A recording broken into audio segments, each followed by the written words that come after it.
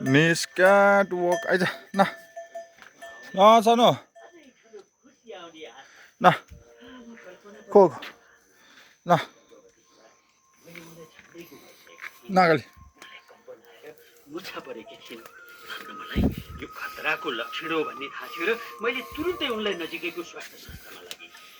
म सचेत भएको हुनाले मैले सही कदम चाले र आज हामी सँगै छौँ। बेस्तरी टाउको दुख्नु, आँखा तिरमिराएर धमिलो देख्नु, हातमुख सुनिनु, अँध्यारो भएर कम्पन आउनु वा मुर्छा पर्नु, कडासँग तल्लो पेट दुख्नु र योनिबाट रगत बग्नु गर्भावस्थामा देखा पर्न सक्ने खतराका 6 लक्षणहरू हुन्।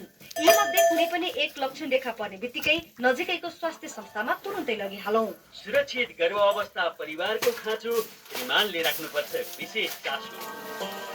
प्रदेश जनस्वास्थ्य कार्यालय तनहुँको जनहितमा जारी सन्देश।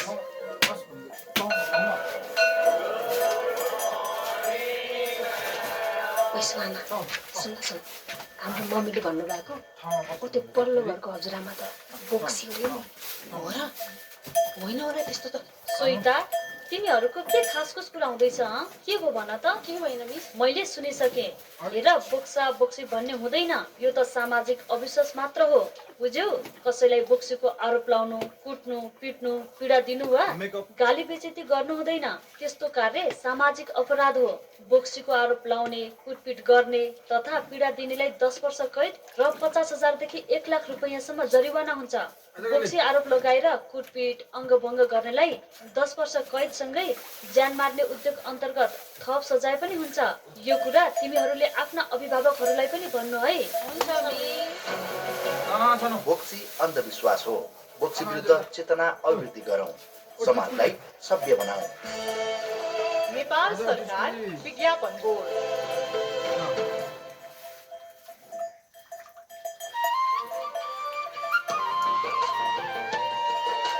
डाँडैमा फुल्छ गुराँस, उत्तरमा हाँस्छ हिमाल, प्राकृतिक सुन्दरताले भरिएको देश नेपाल।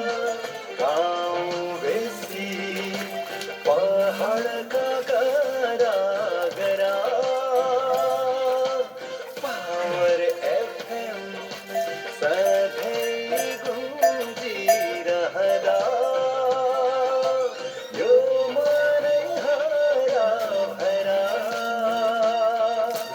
यो मनै हरा भरा। मनोरञ्जन सङ्गीत सूचनाले आउने, जति सुन्यो त्यति मनमा आनन्द छाउने, पावर FM मात्रै मलाई सुनौ सुनौ लाग्ने। भएको सरकारी टोली र हिन्दू सम्राट सेना नेपाल बीच आज जनकपुर धाममा भएको वार्तापछि 19 बुधे समझदारी भएको छ। समझदारीसँगै हिन्दू सम्राट नेपाल सेना नेपालले जारी आन्दोलन तथा विरोधका सम्पूर्ण कार्यक्रम फिर्ता लिएको घोषणा गरेको छ। यसअघि शनिबार संयुक्त हिन्दू मोर्चाले सरकारलाई बुझाएको 13 बुधे मागपत्रमा 6 बुँदा समावेश गरी 19 बुधे प्रस्तावमा दुवै पक्षबीच सहमति भएको हो। जनकपुर धाम स्थित एक होटलमा करिब 1.5 घण्टा चलेको वार्तापछि हिन्दू सम्राट नेता नेपालका उपाध्यक्ष कृष्ण सनातनीले सरकारले आफ्ना मागप्रति सकारात्मक धारणा व्यक्त गरेको र कार्यान्वयनका लागि आवश्यक प्रक्रिया अघि बढाउने सहमति भएको जानकारी दिनुभयो। समझदारी अनुसार आन्दोलनमा पक्राउ परेकाहरूलाई रिहा गर्ने, उनीहरूमाथि मुद्दा नचलाउने तथा आन्दोलनका क्रममा गोली चलाउने सुरक्षाकर्मीको छानबिन गरी दोषी ठहरिए कानुन बमोजिम कारबाही गर्ने विषयमा सहमति भएको छ। वार्तापछि गृहमन्त्री गुरुङले सरकारको पूर्ववत 13 बुधे र थप गरिएका 6 बुधे मागपत्र औपचारिक रूपमा ग्रहण गरेको बताउँदै सहमतिका विषय कार्यान्वयनका लागि प्रक्रिया अघि बढाइने जानकारी दिनुभयो। वाणिज्य आपूर्ति तथा उपभोक्ता संरक्षण विभागले 100 भन्दा बढी शंकास्पद नक्कली उत्पादन नियन्त्रणमा लिएको छ। विभागको अनुगमन टोलीले अनलाइन प्लेटफर्म र सामाजिक सञ्जाल मार्फत बिक्री वितरण भइरहेका विभिन्न प्रकारका सामान तेल स्याम्पू चिया खाद्य पूरक आहार लगायत दैनिक उपभोग्य वस्तु नियन्त्रणमा लिएको हो। ती उत्पादनको गुणस्तर र मौलिकता तथा उपभोग गर्न मिल्ने नमिल्ने बारेमा परीक्षण गरिरहेको विभागले जनाएको छ। उपभोक्ताको स्वास्थ्य र अधिकारलाई सुनिश्चित गर्न क्रियाशील रहेको जनाउँदै विभागका महानिर्देशक मोतीराम सापकोटाले नक्कली उत्पादनको बिक्री वितरण रोक्न बजार अनुगमनलाई तीव्र पारेको प्रश्न पार्नुभयो। बजारमा शंकास्पद वा नक्कली उत्पादन देखिएमा जानकारी गराउन विभागले आग्रह गरेको छ। नेपाली सेनाले 32 सडक आयोजना सम्पन्न गरी 1411.54 किलोमिटर सडक निर्माण गरेको छ। सेनाको व्यवस्थापनमा हालसम्म कान्ति लोकमार्ग, कर्णाली राजमार्ग, जाजरकोटको डोल्पा, बेसी सहरसामी, कालीगण्डकी करिडोर, कर्णाली करिडोर लगायत आयोजना सम्पन्न भइसकेका छन्। सरकारले दुर्गम स्थानलाई सडक सञ्जालसँग जोड्ने क्रममा कठिन भौगोलिक बनावट, कडा चट्टानयुक्त भिर तथा निर्माण गर्न कठिन मानिएका सडक खण्डको जिम्मा सेनालाई प्रदान गर्दै आएको छ। सैनिक प्रवक्ता एवं सहायक रथी राजाराम बस्नेत सीमित स्रोत साधन, प्रतिकूल मौसम तथा जटिल भू बनावटको बावजुद सेनाले यस्ता राष्ट्रिय गौरव तथा प्राथमिकताका सडक आयोजना सफलतापूर्वक कार्यान्वयन गर्नुका साथै वार्षिक माइलस्टोन 100% पूरा गर्दै राष्ट्र निर्माणमा उल्लेखनीय योगदान पुर्याइरहेको बताउनुहुन्छ। पूर्वी नेपालको रणनीतिक महत्त्वको खादबारी किमनथाङका सडक आयोजना अन्तर्गत सेनाले 10.51 किलोमिटर सडक निर्माण सम्पन्न गरी गत वैशाख 28 गते सडक विभागलाई हस्तान्तरण गरेको छ। हाल सेनाले मुख्य गरी कर्णाली करिडोर, टासुला टिङ्गर र बेलीघाट आरुघाट लार्के भन्ज्याङ गरी 3 सडक मार्ग निर्माण गरिरहेको छ। रेडियो नेपालबाट अहिले सुनिरहनु भएको छ साँझ 5 बजेको समाचार। अब केही बेर विज्ञापन। छोरा के छ हाल खबर? कस्तो चल्दैछ? सबै राम्रै चल्दैछ। अनि त्यहाँ के छ बुवा? यहाँ पनि सबै राम्रो छ। ल तेरो आमासँग कुरा गर। पर्दैन किन धेरै पैसा खर्च गर्नुहुन्छ? किन टेन्सन लिन्छस् बाबु? हामी जस्ताको लागि एनटिसी को कल इन्डिया प्याक छँदैछ नि। इन्डिया कल गर्न त कस्तो सस्तो पो छ त त्यसमा। ल त्यसो भए ढुक्कले कुरा गरौँ न त। सेवा सुचारू गर्नका लागि *1415# डायल गर्नुहोस्। नेपाल टेलिकम, राष्ट्रको सञ्चार। विज्ञापनपछि अब अन्तर्राष्ट्रिय समाचार। अमेरिकाका राष्ट्रपति डोनाल्ड ट्रम्पले मध्यपूर्वका सहयोगी मुलुकहरू इरानसँगको युद्ध अन्त्य गर्ने सम्झौताको प्रारम्भिक रूपरेखामा सहमत भएको दावी गर्दै तत्कालका लागि नयाँ सैन्य आक्रमण नगर्ने सङ्केत दिनुभएको छ। शनिबार सामाजिक सञ्जाल मार्फत ट्रम्पले प्रस्तावित सम्झौतामा स्ट्रेट अफ होर्मुजलाई पूर्ण रूपमा खुला राख्ने र इरानको आणविक खतरा अन्त्य गर्ने विषय समावेश हुने बताउनु भएको छ।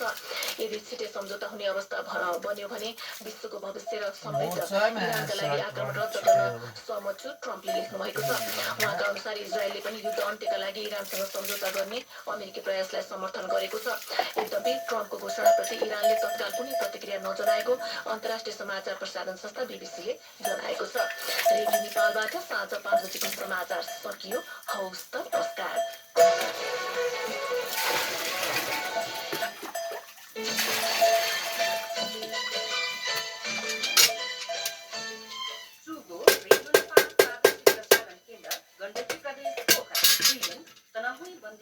पर्वतै दुर्लुङकोटा दिहुबा एफएम प्रा मेगाहर्ज नेरो दामने दै पालपर्बै बगनास काली दिहुबा एफएम प्रा 600 मेगाहर्ज आइए मीसा किसेमो हमलसी अनलाइन रि www.onlineradionepal.gov.np radio Nepal mobile app दै radio Nepal Pokhara Facebook page आइले टिप्लेन तिर्खामो रेडियो नेपाल पोखरा।